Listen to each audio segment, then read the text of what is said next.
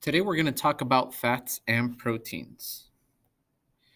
Your objective will be to identify the types of fats and proteins that are important to your overall health. For your warm-up, today Mr. Ruiz has a meeting right after school at 3:30 p.m. He is hungry and feeling a little tired. Which kind of carb, simple or complex carbs, should he eat to get him through the meeting? Explain your answer. Please take a moment to pause the video and answer the warm-up. Please use the following sentence starter. Let's begin by talking about fats. Like carbs, fats supply your body with energy. They help form cells and maintain body temperatures and help protect your nerves. Fat has twice the amount of calories as carbohydrates. So while both supply you with energy, fat is going to have double the amount of calories that carbs would have. And there are two kinds of fats: unsaturated fats and saturated fats. Let's begin by talking about unsaturated fats. Unsaturated fats are usually going to be in liquid form at room temperature.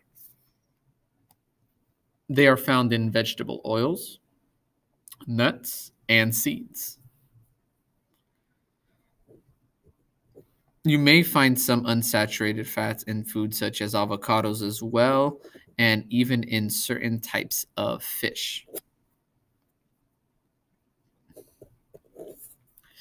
Now, saturated fats, on the other hand, are usually solid in room temperature. And most saturated fats actually come from animals. Animal fats or lard and dairy products contain large amounts of saturated fats. Too much saturated fats in your diet can actually be harmful to you, and it can lead to the risk of suffering from heart disease. Cheese is going to be high in fats. You'll have a lot of your red meats that are going to be high in fats, and believe it or not, even some egg products will also be high in fat. Now, cholesterol is a fat-like substance that is only found in animal products. So again, cholesterol is going to be mostly attained through the food you eat in any type of food that is an animal product. Too much cholesterol in your body can actually be harmful because it could block the flow of blood to the heart, putting you at risk of potential heart attacks. As you can tell by the picture that we have here, this is cholesterol buildup. And what that does, it actually closes the avenue where blood would then be pumped to the heart. Now, something that is not in the notes, to explain cholesterol further, your body and specifically your liver produce just the amount of cholesterol that it will need. So any other cholesterol that is eaten or absorbed by your body through the food you eat is excess or extra cholesterol. So once again, your liver produces all the cholesterol that you may need for its body's functions. It does not need any more. For your quick write number 1, what are the two main types of fats? Please use the sentence starter and pause the video to answer the question.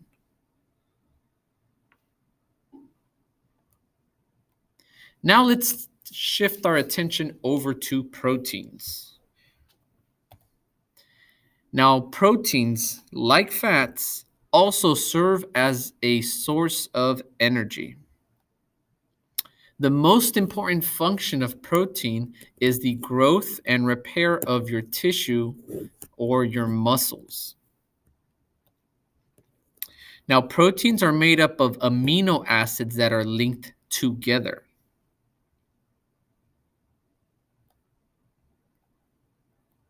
Now, foods that are very high in protein include meats.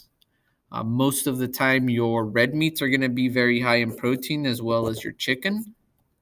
Eggs can be very high in protein as well. Poultry, which would be your chicken, as mentioned before, is also very high in protein. Milk will have some amounts of protein as well. Nuts are going to have some protein involved as well. However, they may not have as much protein as the meats, eggs, or poultry category.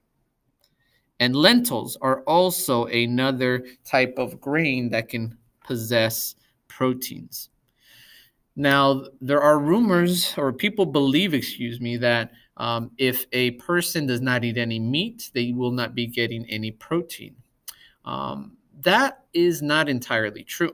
If a person is not eating any meat or decides to be a vegetarian and they consume nuts or lentils, for example, they are going to be receiving proteins. However, they will not be receiving the essential and more important proteins that the meats would provide. Now let's talk about complete and incomplete proteins. Now, proteins from an animal, these are considered complete proteins because they have all 9 essential amino acids that your body will need. Now, proteins that come from a plant, either a bean, a lentil, or any other kind of nut, these are called incomplete proteins because they lack one or more of the 9 essential amino acids that are important for your overall health. Now, for your closure, using the internet, research the health benefits and the health risks of unsaturated fats, saturated fats, and cholesterol. Make sure that you are using complete sentences. You can now turn to your notes and you will find a table that has these 3 categories and the health and benefits risk of each. Please complete this, and once you are finished, you may turn them in.